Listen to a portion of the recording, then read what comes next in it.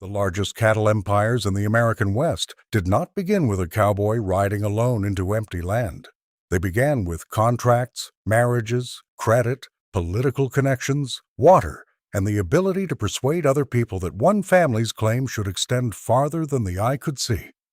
By the 1880s, ranches in Texas and across the plains controlled hundreds of thousands, and in some cases millions, of acres.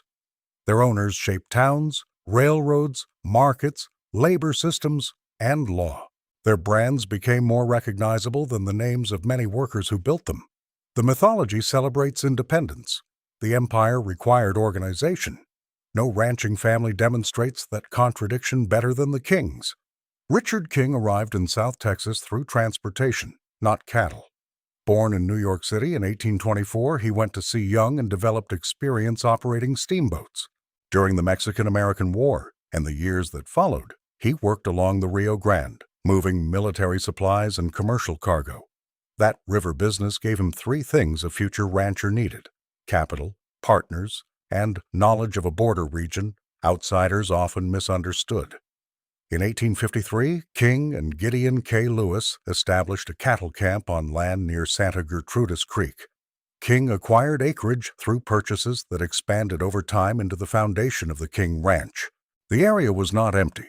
South Texas had a long Spanish and Mexican ranching history, established land grants, Tejano communities, native presence, contested boundaries, drought, and violence. King entered an existing cattle world. He did not invent it. The ranch depended heavily on Mexican and Tejano knowledge.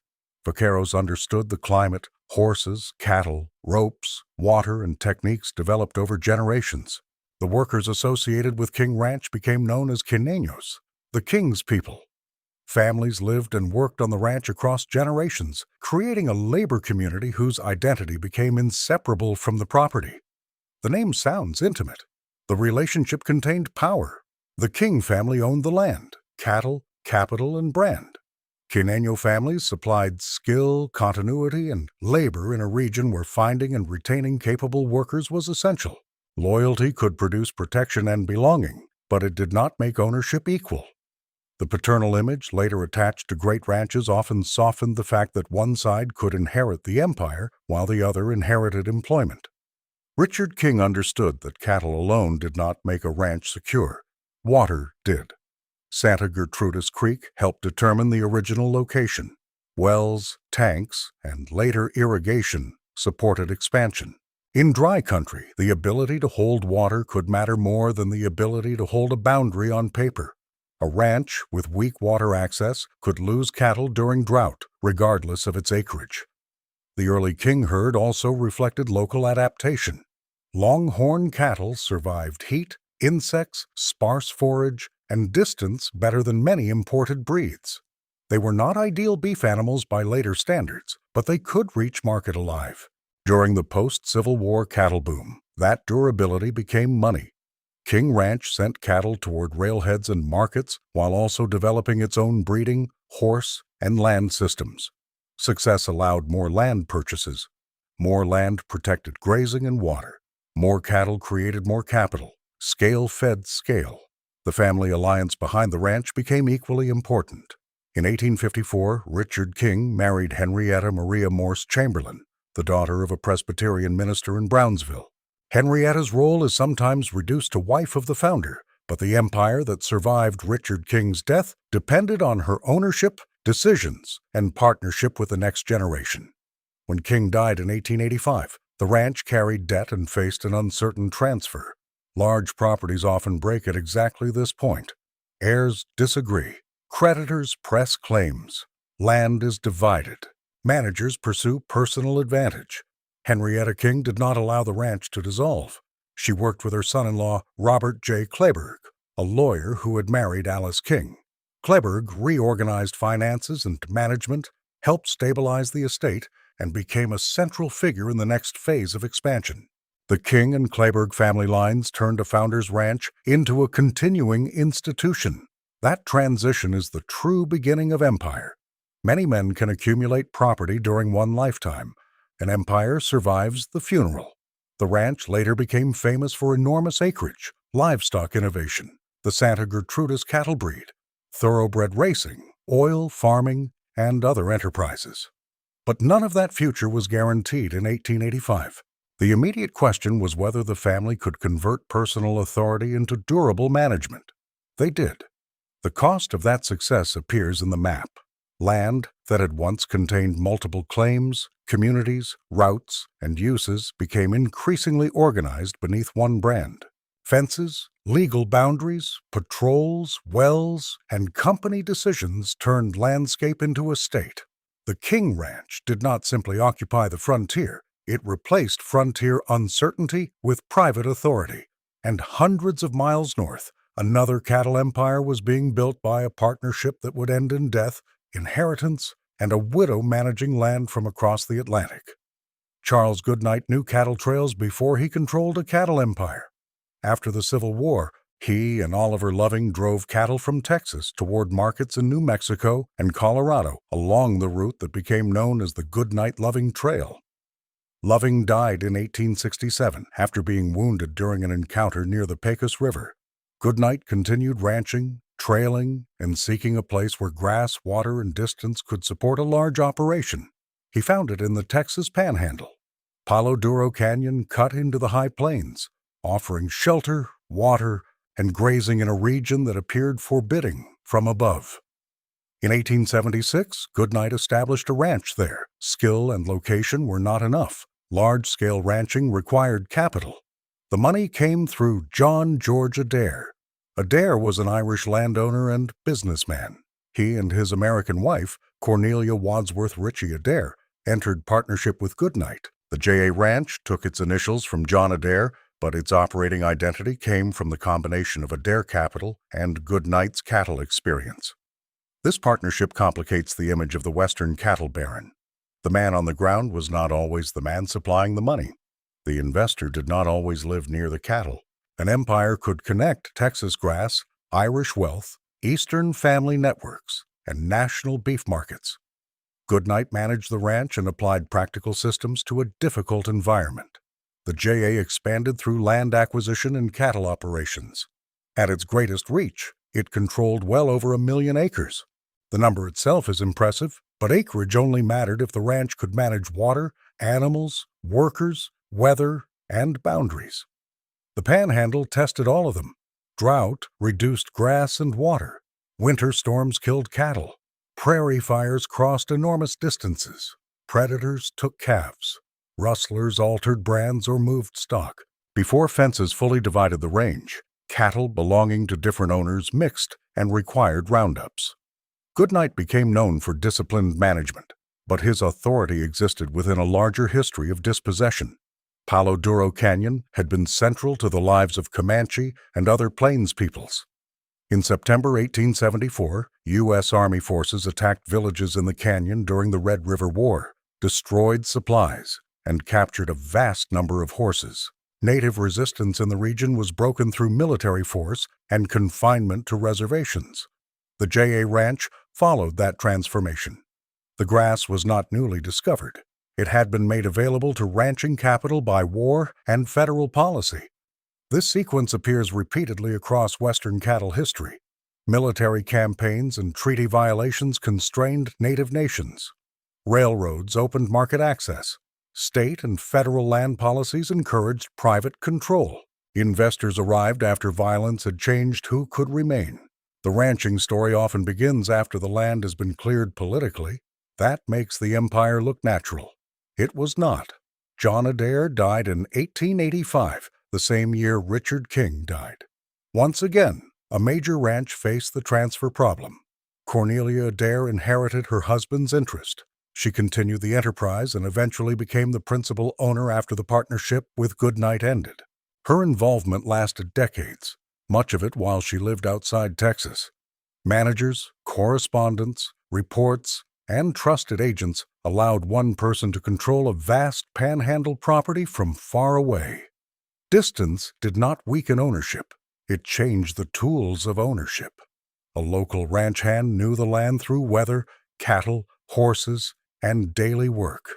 Cornelia Adair knew it through managers, accounts, letters, legal instruments, and visits. Both forms of knowledge mattered. but only one determined inheritance.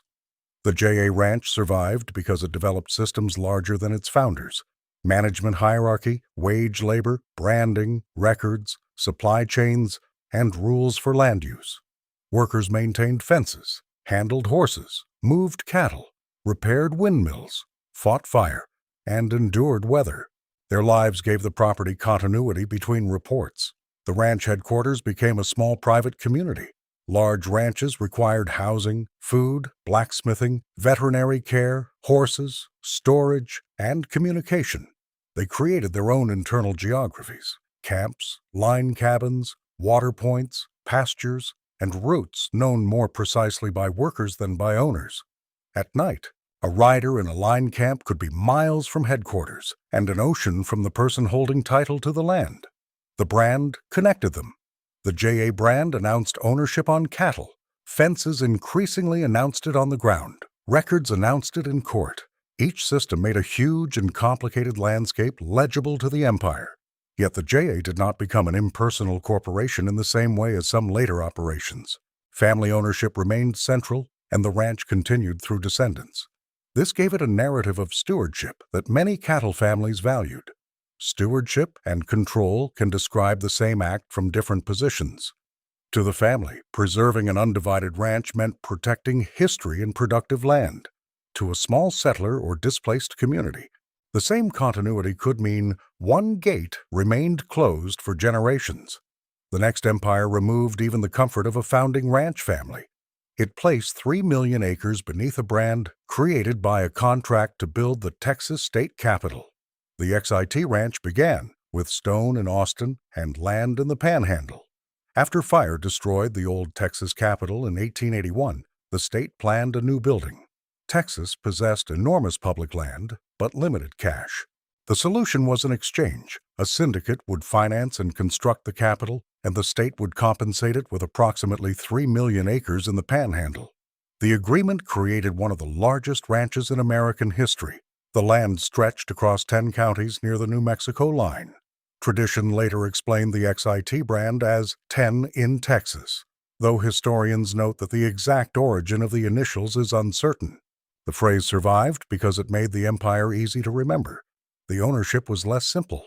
Chicago businessmen Charles and John Farwell were central to the Capitol Syndicate, with British investment also involved. Unlike King Ranch, the XIT did not grow outward from one creek and one working ranch. Unlike the JA, it did not depend on a long partnership between a field operator and an individual investor. The XIT began at enormous scale. That created a different problem: how to make 3 million acres function as one enterprise. Managers divided the property into major divisions: headquarters, line camps, fencing, wells, windmills, telephone lines, and supply systems imposed organization. Tens of thousands of cattle moved through the ranch. Workers patrolled boundaries so distant that a man could spend days riding without seeing the larger operation. The XIT became a corporation written onto grass. Its scale required technology: barbed wire enclosed land that open-range cattle had crossed. Windmills lifted water where natural sources were inadequate. Rail connections shaped shipping. Record-keeping tracked livestock, payroll, supplies, and sales. The cowboy remained essential. The empire simply placed him inside a more bureaucratic system. He received assignments from division managers, handled cattle owned by distant investors, and worked pastures created by survey lines he had not chosen. His saddle and rope looked traditional. The organization behind them looked modern. The XIT also became a target for rustlers and squatters. A ranch covering 3 million acres could not observe every boundary. Cattle disappeared, brands were altered, fences cut, and disputes developed over access and settlement. The company employed detectives and range riders to protect property. Private enforcement followed private scale. This was not unique. Great ranches often operated where formal law enforcement remained thin. Owners hired guards, detectives, lawyers, and politically connected agents. A conflict over one steer could be local. A conflict over a ranch the size of a small state became institutional. The XIT's existence also exposed the changing meaning of public land. Texas had converted land held by the state into a financial instrument. 3 million acres paid for a building representing public government. The capital rose in Austin. The fence rose in the Panhandle. Citizens saw the first. Cowboys and settlers encountered the second. The bargain was not secret. It reflected 19th century faith that land could finance development.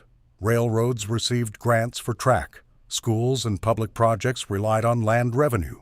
Investors converted acreage into capital, while government converted capital into infrastructure. But land was not an empty currency. It contained grass, water, wildlife, travel routes, and histories. Its transfer changed who could use those things. The XIT faced financial pressure despite its size. Large ranching demanded large operating costs. Cattle prices changed. Drought and winter imposed losses. Interest and investor expectations did not care that rain had failed. The company gradually sold land to settlers and others, using sales as part of its financial strategy. An empire assembled in one transaction was dismantled through many. By 1912, the XIT Ranch had effectively ceased operating as one great cattle property. Its land entered smaller ranches, farms, towns, and other ownership patterns. The brand survived as one of the most famous symbols in Texas history. That ending separates the corporate empire from the family dynasties. The King and Adair properties could define success as preservation across generations. The XIT's owners could define success through return on investment and disposal of assets. One held land as inheritance. Another held land as a business structure designed to be monetized. Both called cattle ownership. Workers experienced the distinction less cleanly. They still repaired fence, broke ice, watched water, moved herds, and rode line. The weather did not become corporate because the records did. On the coldest night, 3 million acres offered no shelter by itself. That lesson arrived during the Great Winter of 1886 and 1887. When cattle empires across the plains discovered that scale could multiply weakness as efficiently as profit. The winter did not destroy every great ranch, but it ended the fantasy that acreage alone guaranteed power. After years of expansion, parts of the cattle industry had placed too many animals on open or lightly managed range. Grass was stressed, markets weakened, drought reduced forage. Then severe winter weather struck across the northern plains and parts of the west. Snow covered grazing. Cold weakened animals. Wind drove cattle against fences and into sheltered draws where they crowded, suffocated, froze, or became too exhausted to move. Ranchers later described carcasses appearing when the snow receded. Loss estimates varied dramatically by region and account, but some operations saw herds reduced on a scale capable of destroying years of investment. The disaster revealed a difference between owning cattle and caring for them. An investor could count animals on a ledger. A rider saw whether they had flesh, water, shelter, and accessible grass. Open range expansion had encouraged owners to treat the landscape as if it would absorb unlimited growth. Winter converted that assumption into bodies. Great ranches adapted. They fenced pastures more carefully, stored feed, improved water, controlled breeding, reduced exposure, and developed more scientific management. Some failed. Others consolidated. Family empires with capital could survive losses that destroyed small owners, allowing large properties to acquire land and cattle cheaply after disaster. Hard times did not always reduce concentration. They could increase it. The families who owned the frontier were therefore not simply the first or toughest ranchers. They were the ones able to finance recovery, negotiate credit, retain managers, survive lawsuits, and keep heirs aligned. Inheritance required strategy. On the King Ranch, Henrietta King and Robert Clayburgh stabilized and expanded a property after Richard King's death. Later generations professionalized operations, experimented with breeding, and diversified the estate. The family name and Clayburgh management became institutions. At the JA, Cornelia Adair preserved ownership and used managers to sustain the ranch beyond John Adair and Charles Goodnight's partnership. Descendants carried the property forward. The XIT lacked the same family-centered reason to remain whole. Its land was sold as financial logic changed. These examples show three kinds of empire: one built through regional knowledge and family consolidation, one built through partnership between skill and outside capital, then maintained through inheritance, one created by government contract and managed as a vast corporate asset. The cattle looked similar beneath each brand. The power above them was different. Labor linked all three. Cowboys, vaqueros, cooks, mechanics, farmers, windmill workers, teamsters, clerks, managers, and domestic workers made large ranches possible. Women within ranching families performed financial, social, and administrative work often minimized in histories centered on founders. Women in laboring communities maintained households that allowed a permanent workforce to remain in isolated country. Great ranches were not collections of heroic men. They were settlements organized around private ownership. The distinction becomes visible in company stores, housing, schools, churches, and medical arrangements. A ranch could provide services unavailable nearby while also making workers dependent on the employer for nearly every part of life. Paternalism looked generous from the main house. It felt more complicated from employee housing. Loyalty was real. So was hierarchy. Quineno identity at King Ranch demonstrates both. Generations of workers developed extraordinary expertise and pride connected to the ranch. Their culture shaped the enterprise. Yet popular accounts often treated the King family as actors and Quineños as atmosphere. That is not historical accuracy. An owner can sign a deed. He cannot personally ride hundreds of thousands of acres.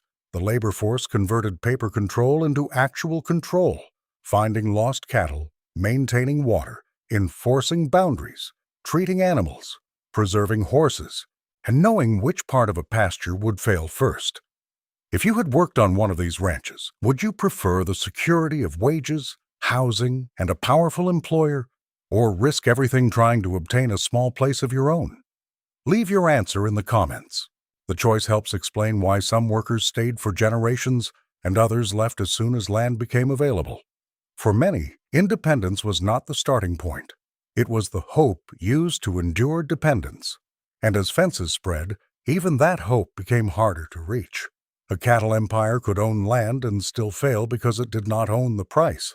The animal grazing in Texas acquired value through a chain extending far beyond the ranch. Buyers, railroads, stockyards, packing companies, banks, wholesalers, and consumers each influenced what the ranch received. Chicago could determine whether a panhandle operation had experienced a profitable year, even though no Chicago trader had seen the grass. That dependence changed family strategy.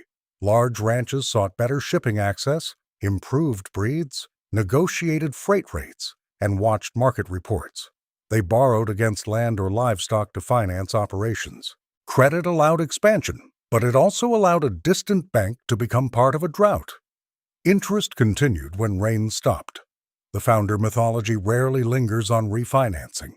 It prefers the first herd, the dangerous trail, and the dramatic acquisition. Yet survival often depended on legal and financial decisions made at desks. Henrietta King and Robert Kleberg's work after Richard King's death mattered because a ranch burdened by debt could lose land regardless of how skilled its cowboys were. The same was true at smaller scales. A rancher could own thousands of cattle and lack cash until sale. Expenses arrived throughout the year: wages, food, equipment, taxes, freight, repairs, and interest. Wealth walked on four legs and could die before becoming money. Great families survived by converting uncertain livestock into several kinds of security. Land supported borrowing. Breeding improved future herds. Political connections protected interests. Diversification reduced dependence on one market. Marriage connected estates and management. Education prepared heirs to administer enterprises their grandparents had managed personally. This is how the cattle baron changed from rider to executive. Early founders often possessed practical experience and spent long periods in the field. Later generations hired specialists, attorneys, accountants, veterinarians, engineers, agricultural scientists, and professional managers. The ranch became less dependent on one person's memory. That made it more durable and more bureaucratic. Breeding illustrates the transition. Longhorns had survived the old conditions, but market preferences rewarded different beef qualities. Ranches introduced and crossed breeds to produce animals suited to changing environments and buyers. The King Ranch later developed Santa Gertrudis cattle through a systematic program combining Brahman and Shorthorn ancestry, creating animals adapted to heat while carrying desirable beef characteristics. That development came in the 20th century, but its roots belong to the late frontier decision that a ranch could engineer its herd rather than simply gather what the range produced.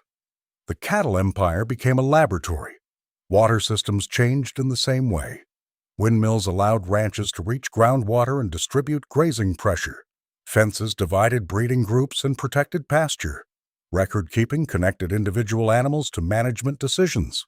Veterinary knowledge reduced losses. The old open-range cowboy did not disappear from the image because he was more important. He remained because he was more romantic than the bookkeeper. Families also shaped their public image. Ranch houses, portraits, charitable work, political participation, and carefully repeated origin stories turned economic power into social legitimacy. The founder became courageous. The widow became guardian. The heir became steward. Those descriptions could be true. They also protected the dynasty. A family that presents ownership as responsibility makes inheritance look like public service. Sometimes the service is substantial, preserving open land, maintaining employment, supporting local institutions, and protecting historic resources. Sometimes stewardship becomes a language used to resist scrutiny. The land cannot explain the difference. People must examine who benefits, who decides, and who remains outside the gate. That question follows every cattle empire from the 19th century into the present. The ranch may change from longhorns to improved breeds, from trail drives to trucks, from open range to controlled pasture. Ownership keeps organizing the human relationships around it. The family name remains at the top, the work continues below. Barbed wire changed the visual language of the West. Before widespread fencing, a rider measured country by water, terrain, grass, and landmarks. After fencing, ownership became a physical obstacle. Wire crossed routes, divided water, enclosed pasture, and announced that someone elsewhere possessed the authority to stop movement here. Joseph Glidden patented an influential barbed wire design in 1874. Other designs and inventors competed, but inexpensive manufactured wire soon offered ranchers a practical way to enclose large areas with less timber than traditional fencing required. Great ranches adopted it because boundaries protected investment. Small operators and settlers used it. For the same reason, conflict followed because one person's protection became another person's exclusion. Fence-cutting wars erupted in Texas during the 1880s as large owners enclosed land, including roots or water used by others. Cutters opened fences at night. Owners hired guards. The state passed laws against the destruction. The open range did not end through peaceful agreement. It was closed line by line. Cattle families benefited because they possessed capital to purchase wire, labor to install it, and political influence to defend it. A fence hundreds of miles long was not merely equipment. It was a claim backed by money. The transformation changed cowboy work. Long trail drives declined as railroads expanded closer to ranches. Riders spent more time maintaining fence, managing controlled pastures, breeding stock, repairing windmills, and moving cattle within private systems. The cowboy did not vanish when the open range ended. He became an employee of fenced land. That employee helped create wealth inherited by people he might never meet. Family ranching histories often emphasize continuity because continuity is genuinely difficult. Drought, death, debt, taxes, markets, litigation, and disagreement divide properties. The ranches that remain large across generations deserve study, but continuity also means accumulated advantage remains concentrated. Water improvements paid for by one generation support the next. Political relationships endure. Land appreciation increases wealth without requiring the heirs to repeat the founder's risks. A brand becomes reputation. Reputation becomes access to credit. and markets. Empire begins looking like tradition. This is why the great cattle families were more powerful.